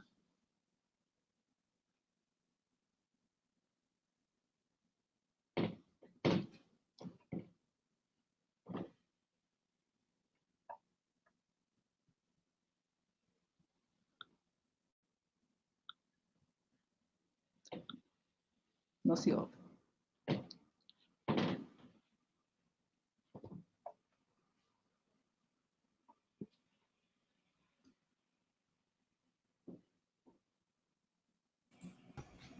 Ninguém ouve, Carla. Agora, professora Carla. Olá, gente. Primeiro, estou assim, na verdade, estamos todas e todos assim, maravilhados. Fica aí, Carla, não sai daí não. Todos e todas maravilhadas demais com essa mesa. Cadê a turma do Caonja, que eu não estou vendo aqui na tela, né? Maravilhados demais com essa mesa. Diversos comentários aqui no chat do YouTube, parabenizando. Temos também algumas perguntas. Olá, Ananias. Olá, mulherada linda. Se chegando. Temos algumas perguntas aqui também. Carla, você quer continuar aí fazendo algumas perguntas ou eu faço daqui já? Aqui é um bate-bola. Primeiro, eu acho que essa mesa da Agora à Tarde, ela sintetiza... A internet está muito ruim, então Elka vai me ajudar aí, né, Elka? Essa mesa da Agora à Tarde, ela sintetiza muito o objetivo desse evento, né? Esse evento é intitulado Mostra Interterritorial Científica e Tecnológica da Bahia, compõe a 16ª Semana Nacional de Ciência e Tecnologia, e o objetivo dele, quando nós escrevemos essa proposta, até achamos assim um pouco audaciosas, né? Audaciosa, porque pensamos o seguinte, ora, o Ministério de Ciência e Tecnologia não vai aprovar uma proposta e que a gente vai dizer que as comunidades quilombolas também fazem ciência. Onde a gente vai afirmar que as comunidades tradicionais fazem ciência e têm ciência. Aí pensamos, né, eles não vão aprovar, porque o objetivo da gente nessa atividade é exatamente promover essa integração que houve nesse momento aqui agora. Veja, a comunidade quilombola veio trazendo na prática o seu conhecimento, né? Aí eles começaram a conversa já dizendo que as avós faziam assim, né? Os avós faziam assim. Então, é um conhecimento cultural, é tradição, e é um conhecimento também comprovado, porque está comprovado que esse medicamento, que essas ervas, seja pela fé, ou seja, de fato, pelo efeito fitoterápico, está comprovado para as comunidades quilombolas que tem efeito sobre a saúde das pessoas que usam, né? E aí, na sequência, vem a academia, essas professoras maravilhosas, pesquisadoras, esse professor também, vem exatamente fazendo a explicação para todos esses fenômenos, né? A explicação exatamente das essências que estão nessas plantas, o fitoterápico, a explicação da fé, o do acreditar, o porquê que as comunidades quilombolas acreditam que essas ervas realmente curam, acreditam que a gente pode se alimentar dessas ervas, né? Existe toda uma questão religiosa, existe toda uma questão científica também. por trás disso. Nós estamos, assim, maravilhados mesmo, maravilhadas, com diversos comentários. Nós temos aqui algumas perguntas, né? São poucas, porque, na verdade, o chat está assim, ó, de comentários maravilhosos, né? Estamos maravilhados, que coisa boa. Perguntas a gente tem poucas aqui, mas eu vou fazer aqui algumas perguntas, né? A nossa dinâmica está sendo assim, a Ananias e a turma já vem acompanhando durante a semana inteira. A nossa dinâmica, a gente apresenta as perguntas, né? Todos os pesquisadores e os palestrantes comentam as perguntas e depois a gente retorna para a sua palavra final, né? Então, nós temos aqui, primeiro, uma pergunta que eu até mesmo posso responder. Como adquirir esse livro? O professor aí já falou, quando ele apresentou a pesquisa, não é? Ele falou que o livro, existe um site, não é isso? Primeiro eu vou falar como é que nós disponibilizamos e depois eu passo para o professor também complementar. No nosso site do evento, que inclusive está muito rico, nós convidamos as pessoas a visitar o nosso site. Nós obtivemos exatamente do professor Carlos, que foi o organizador, obtivemos o link que nos autorizou inserir esse livro, né, no site. Portanto, vocês podem acessar o livro, quem quiser imprimir, colocar uma capa dura bonitinho, pode fazer, quem não, fica lendo na tela, né? Mas o professor também vai explicar, professor, por favor, como adquirir esse livro.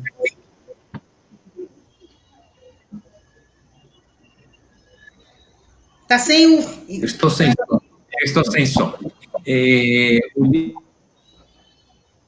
Sem som de novo, o som desligou. Sozinho. O livro pode ser adquirido via Edufba, não é? Fisicamente, tem provavelmente via Amazon e outros, estão disponíveis para venda, está disponível para venda o livro. Certo.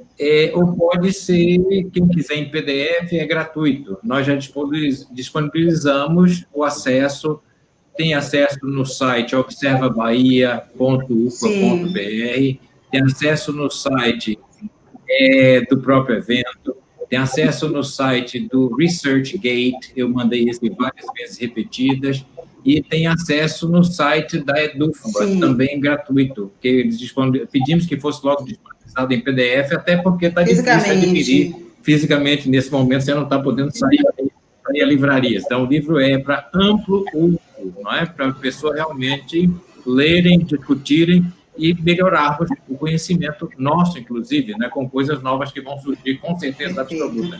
Mas, foi uma primeira iniciativa, um catálogozinho, um livrozinho mais reduzido. Esse segundo livro tem uma discussão mais teórica também. Né? É uma coisa que eu gostaria, realmente aproveitando a oportunidade, né, de comentar. Nós, por conta de perguntas que surgiram, questões que surgiram, nós, enquanto antropólogos, não estamos preocupados em testar a eficácia em laboratório. Nos importa como as pessoas reagem a estes tratamentos que elas utilizam. Né? Nós acreditamos, nós tomamos como base, nós tomamos como referência o que as pessoas falam a respeito da experiência delas. E pode variar em alguns lugares. Não é? Uma planta que aqui é utilizada como remédio, eu conheço no Ceará, que é considerado um veneno, ninguém toca. Não é? E aqui é utilizada como remédio, foi mencionado hoje, por exemplo. Então, nos importa o que as pessoas pensam a respeito, como convivem com o seu ambiente, como projetam o seu ambiente, como reusam os recursos do seu ambiente em seu favor, não é? E o que elas dizem, porque argumentam, porque permanecem, persistem utilizando. Não é? Isso que é a questão fundamental para os antropólogos. Não é? Impor categorias, mas conhecer o que as pessoas fazem e relatar isso, não é? Relatar, discutir e mostrar como isso tem eficácia no sentido para aquelas pessoas, para aqueles grupos, não é? Perfeito. De forma geral. É só isso, rapidamente. Nós não vamos levar nenhuma para o laboratório para testar, não é? De jeito nenhum. Nós queremos saber o que as pessoas pensam a respeito. Está envolvido aí fé, está envolvido uma série de coisas. Correto, perfeito. Apenas reforçando o que o senhor coloca, para quem nos ouve, esse livro, ele é, na verdade, uma descrição do que foi identificado, né? Eu ainda tenho a primeira edição, eu ganhei da professora Tatiana Veloso, esse aqui, viu? Prometi à professora Carla que ia dar para ela, mas eu não vou dar, não. Eu vou ficar para mim. Ela agora vai ter o arquivo dela no PDF, que esse aqui é meu. Viu? Então... Nós temos mais, podemos dar esse também, temos alguns Ai, ainda, que bom. na reserva, podemos... Que bom. Então, esse livro, reforçando o que o senhor coloca, ele é exatamente uma descrição, né? Uma descrição do que foi identificado, do uso das ervas medicinais nessas comunidades quilombolas de Cachoeira, né? Perfeito, isso aí que o senhor coloca. E aí a gente tem uma pergunta aqui para a turma do CAUNG, para essas terapeutas, esses terapeutas, que é o seguinte, a pergunta vem de Letícia. Está ouvindo aí bem, Ananias? Está ouvindo bem aí? Sim. Pronto. Vamos lá. Na comunidade é realizado algum trabalho etnobotânico ou popular que objetiva a conservação desses conhecimentos tradicionais de plantas, de rezas, de preparos, etc.? É o passar cultural, né, de um para o outro. Sim. A gente sempre busca o passado para atualizar o presente. Então, a gente vai beber na fonte dos nossos ancestrais para a gente atualizar nesse momento, nos dias de hoje. Então, uma prova disso é exatamente esse livro, né? Esse livro é uma prova de que a gente preserva o que a gente tem, né? E as ervas medicinais, as pessoas plantam em suas casas. Além de tudo, tem várias ervas medicinais que é aqui dentro nativa mesmo, nativa da comunidade. Como a comunidade quilombola costuma preservar aquilo que tem, porque sem a preservação ela não consegue sobreviver, essas ervas medicinais continuam dentro das próprias comunidades. Então, a gente fala que é o nosso o nosso ambiente interligado com as pessoas da própria comunidade, com as árvores, com os animais, com os pássaros. Correto.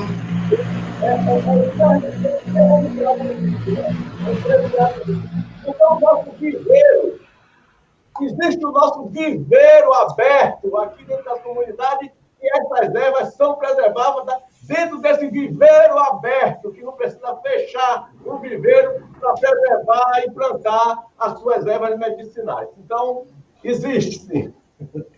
Perfeito. A natureza funciona.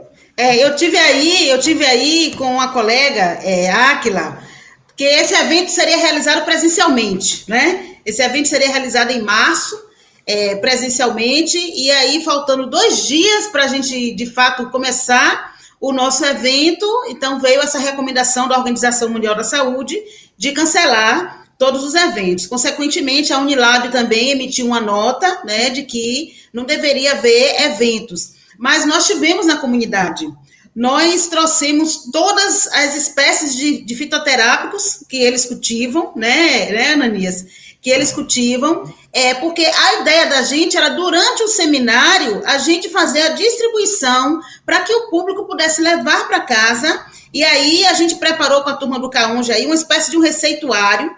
Fizemos isso no nosso site em forma de slides, colocamos as fotos das plantas e ao lado para que serve, né? O que a gente ia servir, ia entregar às pessoas, fizemos em forma de slides e está aí.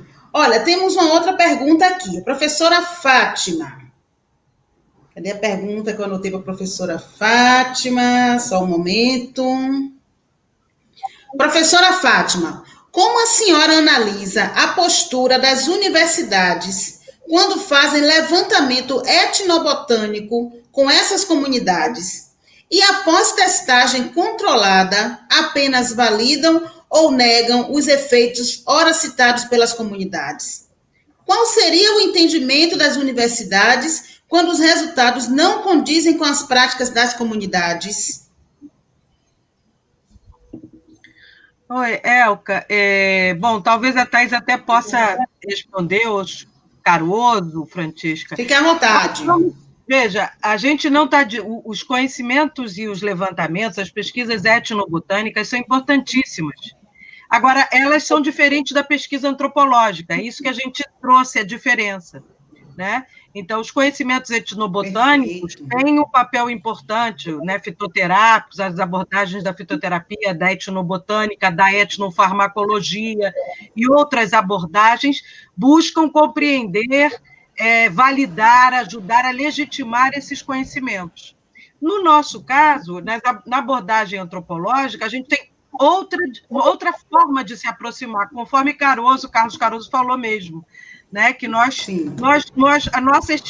fazemos essa experimentação para saber se no laboratório aquilo é validado.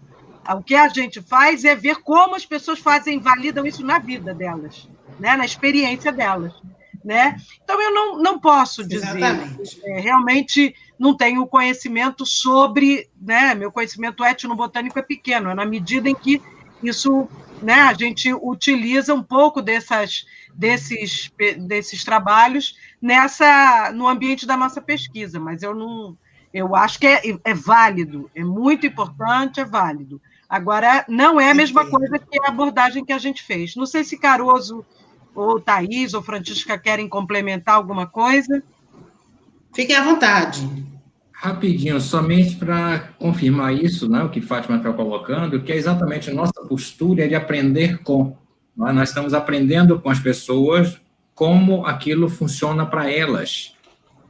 Pode ser que vá ao laboratório, pode ser que nós não levaremos, com certeza absoluta, e não nos interessa testar esses elementos.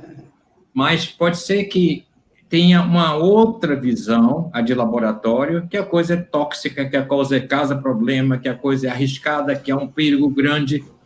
Mas isto não está em causa quando nós estamos aprendendo com as pessoas sobre suas práticas. Elas sobreviveram até ali com suas práticas. É sinal que estão fazendo algo que é positivo, né? Que está, de fato, trazendo benefício para elas. Então, estamos aprendendo com as pessoas sobre a maneira de viver delas e como elas se adaptaram e vivem até aqui. Homo sapiens chegou até aqui, a esta pandemia, não é? Com uma série de experimentos próprios. E toda sociedade tem experimentos científicos muito sérios. Não é? As pessoas experimentam, dá certo ou não dá certo.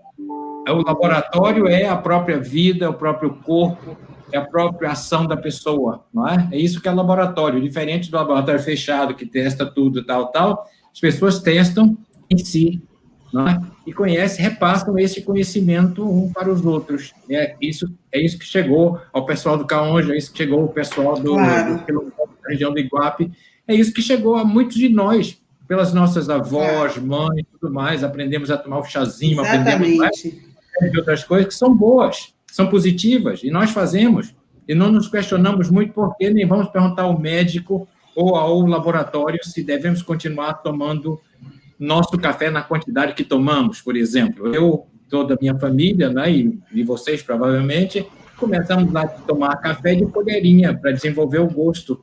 Não é? Verdade. Você pode ser mais radical. Nós gostamos de dendê, os baianos gostam tanto de dendê, que outras partes do Brasil você gosta tanto, porque a mãe já começa a nos passar pelo peito, não é? Pelo leite, e mesmo antes, não é? Este gosto pelos alimentos que nós gostamos, ou não gostamos, ou rejeitamos, não é?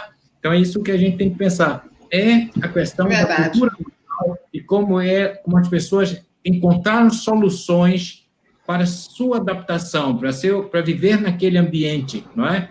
E viver bem naquele ambiente. É o bem viver, fundamentalmente, que está aqui em causa, na discussão. É verdade. O senhor falou aí, agora me veio uma lembrança muito forte de que realmente eu, quando era criança, eu tomava café na forma de café com farinha. A minha avó me dava uma colherzinha de café com farinha, tipo uma papinha, como se o café fosse alimentar mais do que se a farinha tivesse num chá, ou, né? Algo assim. Eu quero fazer uma pergunta para a Thaís, né? Já fazendo um link com a mesa que houve pela manhã. Pela manhã nós tivemos a participação da professora Maiara Queiroz, da CESAB, né, onde ela trouxe essa discussão sobre o uso dos fitoterápicos na saúde pública, né? Não aprofundamos a discussão, mas ela trouxe esses elementos também. Qual é o seu ponto de vista também, professora Thaís, né, sobre a possibilidade de o fitoterápico ser usado na saúde pública, mas de forma realmente sendo receitado, como hoje o médico passa Novalgina em gotas, por que não passar também, né, o uso das folhas? O que a senhora acha sobre isso?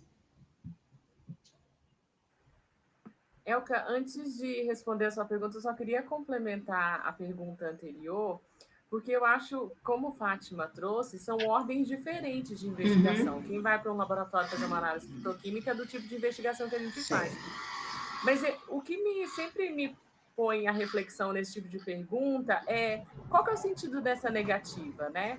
Será que no estudo fitoquímico, se você não encontrar esse princípio ativo, você vai negar a eficácia? Se a gente for ver inúmeros medicamentos que a gente usa no nosso cotidiano, medicamentos alopáticos, eles não têm explicação para sua eficácia. Se a gente for ver a bula de grande parte dos medicamentos, não há uma afirmação de por que aquele princípio ativo ele acontece. E nem por isso a gente invalida esses medicamentos. Então, não faz sentido você dizer só porque no laboratório, assim, analisando pela ordem científica, fitoquímica, não faz sentido você invalidar a eficácia só porque você não encontrou esse princípio ativo, senão você teria que invalidar um monte de medicamento que a gente usa no cotidiano. Bom, com relação à sua pergunta, eu acho que isso não é mais uma questão de discussão, isso já é uma política, né? Existe a Política Nacional de Fitoterapia. Eu acho que a minha posição, o meu desejo, e algo que a gente vai avançar nas nossas pesquisas, principalmente no CAONG, é pensar um pouco mais. Não é simplesmente trazer a fitoterapia para o uso, mas é a gente trazer os medicamentos que são produzidos na comunidade. Por exemplo, a gente tem remédios valiosíssimos, por exemplo, no CAONG. Então, a proposta, é claro, se o CAONG desejar, né? Mas o que eu desejo ver é produtos como o xarope da Vardé, que existem outros produtos que são produzidos em diferentes comunidades quilombolas, que esses produtos sejam também validados, não numa validação científica, mas no sentido de serem valorizados como produtos terapêuticos e que devem ser incorporados pelo Sistema Único de Saúde. Então, eu acho que o passo é trabalhar em conjunto, não só para a gente aprender com eles e levar para o SUS, mas é levar esses terapeutas. Perfeito. Eu quero fazer também uma pergunta à professora Francesca, né? Eu já estou assim, criando as perguntas do chat, viu? Professora, então, a gente vê que esse livro resulta de uma pesquisa de 17 comunidades, como o professor Carlos colocou, a Ananinha já colocou para a gente que são 18, já surgiu uma comunidade a mais aí, né? Esse livro surge de um levantamento, né, dessas espécies, variedades, enfim, vegetais que essas comunidades historicamente, culturalmente já utilizam. Mas a pergunta que eu faço à senhora é o seguinte: essa pesquisa que foi feita, ela, por si só, ela já dá conta de todo esse universo de fitoterápicos que essas comunidades utilizam? Ou seriam necessários investimentos em outras pesquisas, ou seja, há ainda necessidade de desdobramento, tanto a partir dessas comunidades que foram pesquisadas, quanto também para outras comunidades, e aí eu já parto também para outros povos tradicionais, como os indígenas, também como os ciganos, como os povos de terreiro. Como a senhora vê a necessidade de pesquisas, né, para, de fato, identificar essa relação dessas comunidades com os fitoterápicos? Bom, essa pergunta, acho que quem responderia melhor seria a própria primeira autora, que foi a coordenadora do trabalho de pesquisa. Mas eu vou assim, me arriscar um pouquinho, mas depois eu gostaria de ouvir a Fátima sobre isso. Eu vou falar, Fátima e todos os demais, né, óbvio, mas penso por causa da coordenação dela. Mas, por minha parte, eu só quero dizer que eu sei, né, porque eu acompanhei uma parte da pesquisa, não todos os estados, né, mas que, claro, em cada comunidade tem várias pessoas que nem todo não dá conta.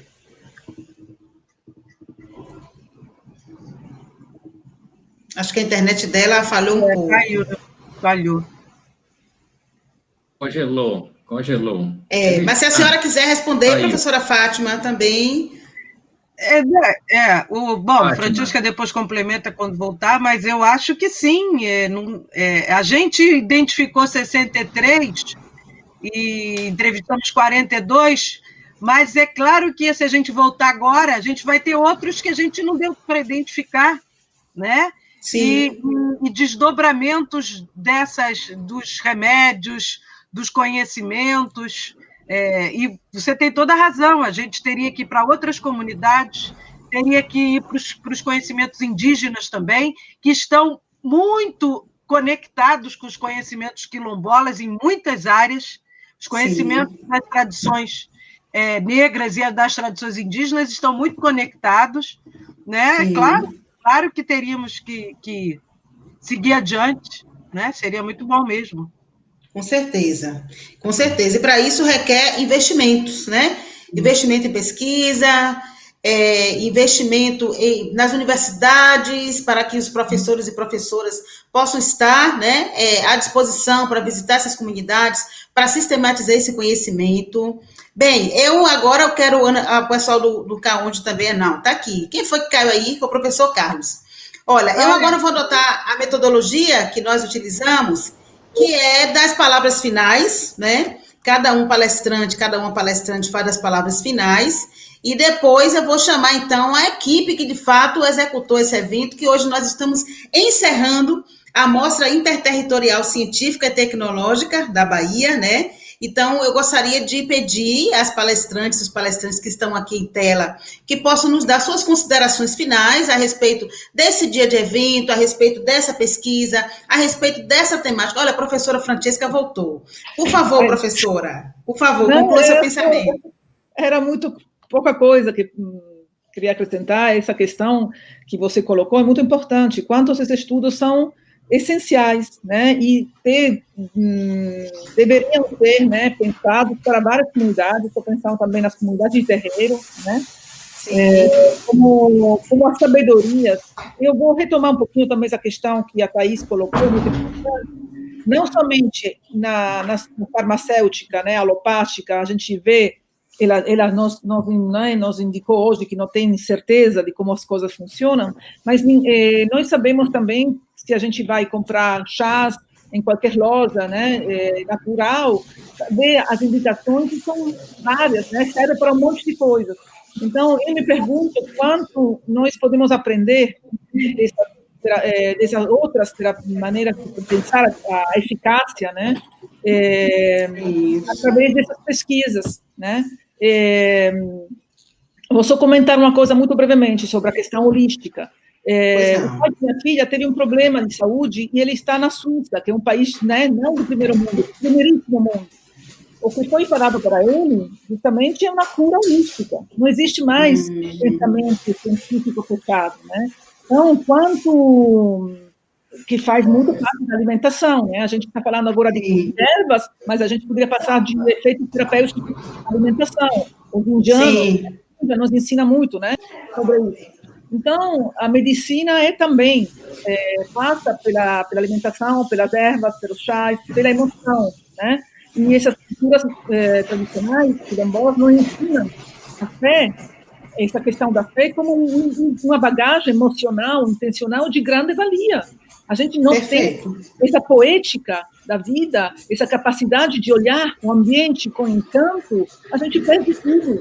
Então, a gente tem que pensar, para além, né, o que você estava colocando, claro, e como essas coisas se interconectam, né? O empírico, a capacidade de fazer um chá, que todo mundo conhece, essa capacidade de ser democrática também, né?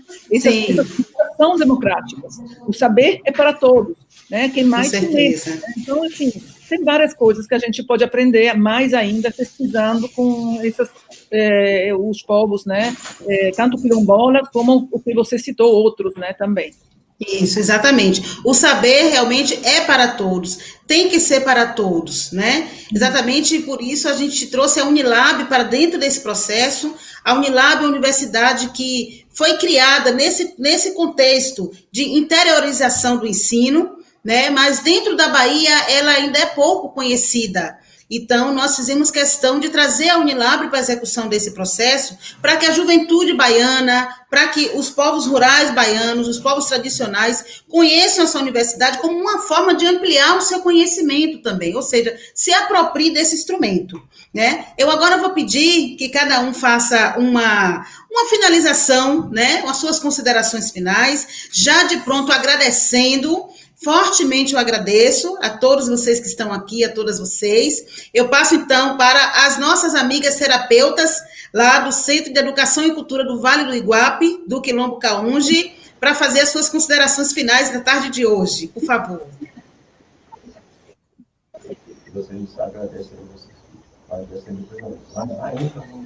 Oi. Fiquem à vontade. Deixa eu tirar a máscara aqui. Na verdade, eu agradeço todo esse dia de hoje, o dia do Pai Oxalá, em especial, eu agradeço a ele, e feliz essa tarde por estar reencontrando, mesmo tão longe, tantos amigos e tantos parceiros aqui das nossas comunidades. Um grande abraço a todos vocês e a todos aqueles que estão nos ouvindo e que contribuiu muito conosco nessa tarde. Muito obrigada. Nossa linda Giovani. Oi.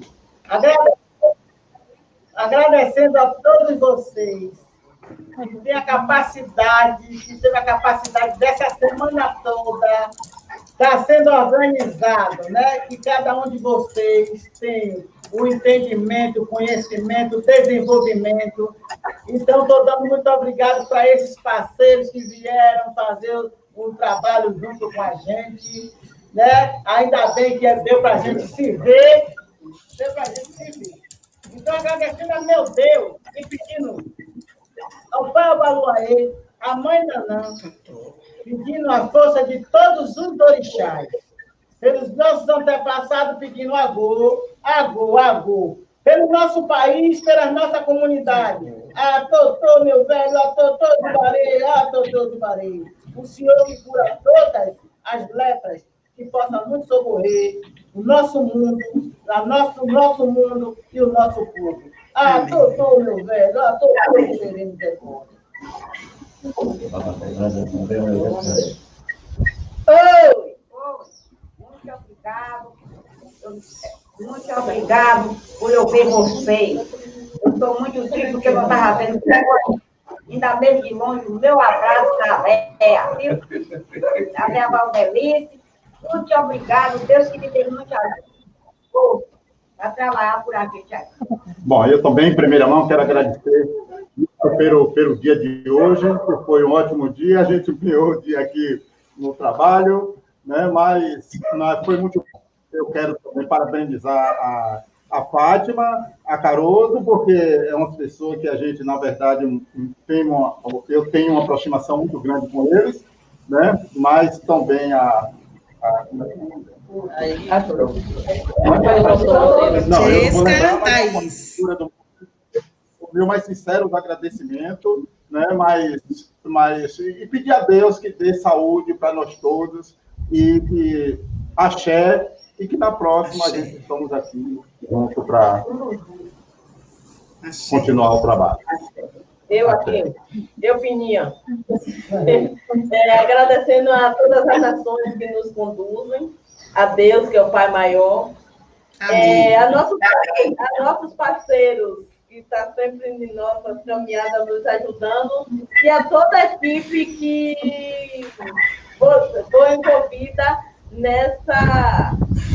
nesse movimento.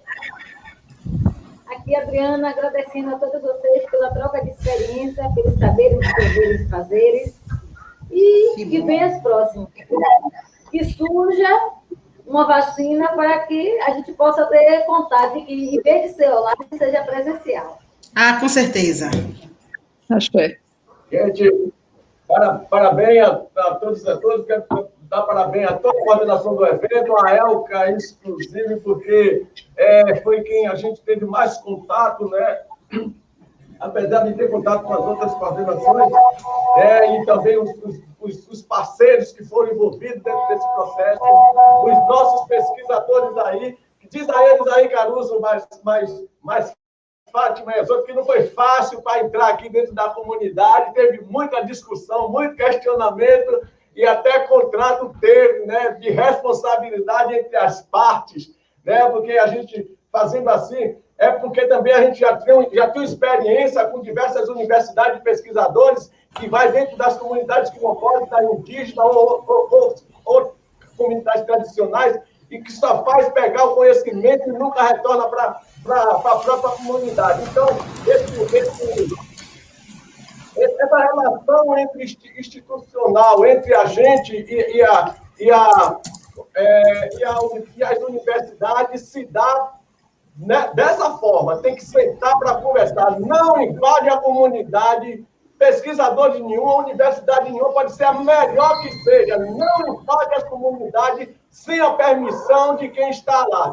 Então, o Conselho Quilombola tem essa diretriz, mesmo que todos que queiram fazer pesquisa aqui tenham a responsabilidade de trazer o resultado. E uma outra coisa importante que eu vou falar aqui é que a gente estamos se organizando aqui, porque a partir de agora a gente tem que ditar qual é o tipo de pesquisa que teremos dentro de comunidades quilombolas, porque não temos qualquer pesquisa, né? E uma outra coisa, a pesquisa que a gente aprovar dentro da comunidade, qualquer pesquisa, aquela que apontar o resultado negativo, tem que ter recurso governamental para ser financiado qualquer situação que esteja de impacto dentro dessas comunidades, inclusive na área de saúde. Se aparecer uma doença, o governo tem a obrigação de financiar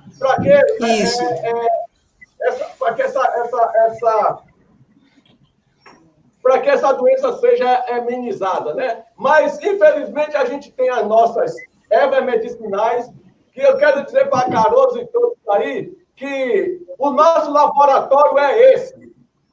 O nosso laboratório é esse. O nosso laboratório não tem máquinas, não tem microscópios potencial, mas tem. A máquina são as pessoas humanas, a mão das pessoas humanas, são a faca, o facão, que vai pegar as ervas. Essas é a nossa máquina. E esse laboratório é o laboratório que a gente tem. E a gente não se incomoda se o laboratório pegar a erva e dizer assim, você tem isso, você tem aquilo, sabe por quê? Porque todos são assim. As medicinas convencionais, elas vêm das ervas medicinais porque são traficadas para levar para o laboratório para fazer remédio, que às vezes faz remédio para cura, mas a maior parte da vez faz remédio para matar as pessoas. E a gente não quer isso dentro das nossas ervas medicinais, porque as nossas ervas medicinais cura. Então, nosso agradecimento a todos e a todas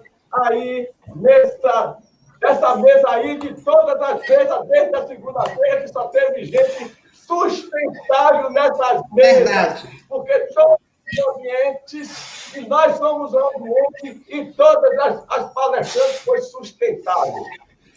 É verdade. Ananias, você começou essa tarde de hoje fazendo uma denúncia, um desabafo, né, com relação ao teste da cara da pedra do cavalo. Ao mesmo tempo, você evocou os orixás e eles te ouviram. O diretor das águas do INEMA acaba de dizer aqui que caiu, foi suspenso o teste da cara da pedra do cavalo.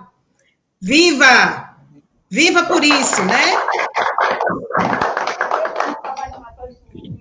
Maravilha. Agora, professor Carlos Caroso, por favor, as suas considerações. Não ia ter mais sururu, né? Hoje, pelo amor de Deus, estava preocupada.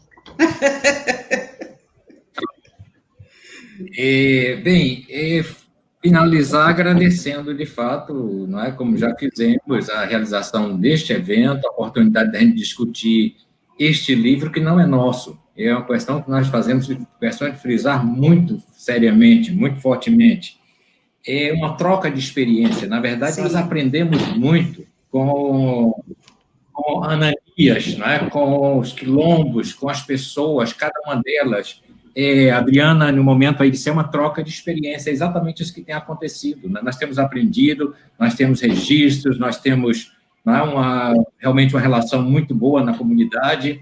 Temos atendido sempre o que eles nos pedem e nós temos frequentemente pedido a eles, primeira coisa, para compartilhar conosco o conhecimento tradicional deles, não é? Enquanto antropólogos. E quando nós botamos isso em artigos, em livros e outra forma de apresentação, vídeos e outras coisas, fotografias, exposições e tudo mais, nós pedimos autorização para fazer cada uma dessas coisas e fazemos, sobretudo, no sentido de promovê-los positivamente, né? Chamar a atenção sobre uma situação bem específica dessa comunidade ou dessas comunidades que precisam atenção não só de pesquisadores, não só de acadêmicos, mas também das autoridades governamentais. E isso eles fazem muito bem, não é? Tem uma estratégia perfeita para fazer isso. Desde 2014 que nós participamos da Festa da Ostra e se elabora uma carta quilombola que faz demandas muito claras, põe lá sentados secretários, prefeitos, vereadores e outros, e essas demandas são expressas claramente na hora para todos, reitores das universidades próximas, no caso da UFRB, já encontramos mais de uma vez, não é? E é expresso de maneira muito clara. E o ano passado resolveram transformar essa iniciativa numa carta quilombola do Estado da Bahia, não é? 21 territórios de identidade, essa carta foi feita e agora, neste momento, está sendo refeita, porque todo ano se fez novamente, desde 2013, desculpe, e agora está sendo refeita a primeira carta quilombólica do Estado da Bahia, não é? Está sendo refeita neste momento, Fátima está empenhadíssima nisso, internet, exatamente para ser apresentado as demandas, o que foi atendido, o que não foi atendido, e as demandas do ano passado para cá, as novas demandas e as velhas que não foram cumpridas, né, que não foram atendidas. Isto realmente é uma boa articulação política, uma boa articulação no sentido de promover essas comunidades mais isoladas, mais afastadas, chamar atenção sobre elas. Eu acho que isso tem sido muito bom, não é, da iniciativa dos quilombos do Ibape, inicialmente, não é? Ananias é uma liderança muito importante nisso, ele e outros, mas ele realmente puxa todo o pessoal para essas posições. Então, é isso, nós queremos agradecer este compartilhamento que eles têm tido conosco, não é? De sempre nos disponibilizar, a gente entra na comunidade sem problemas hoje, porque eles sabem exatamente quais são as nossas intenções e quais são os resultados que nós vamos dar de volta para eles sempre que for possível. Então, muito obrigado. Nós que agradecemos, professor, imensamente. Professora Fátima, por favor.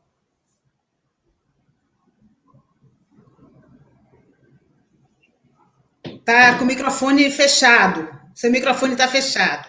Agora. Sim. Bom, não vou me alongar, Caroso já disse tudo. Agradecer mais uma vez a Elka por essa oportunidade, agradecer e mandar um beijo enorme para os nossos amigos do CAONGE e de todas as outras comunidades, né? Estamos sem nos ver já há meses, mas é ótimo poder ver vocês, mesmo que de longe, um beijo enorme para vocês, é muito bom.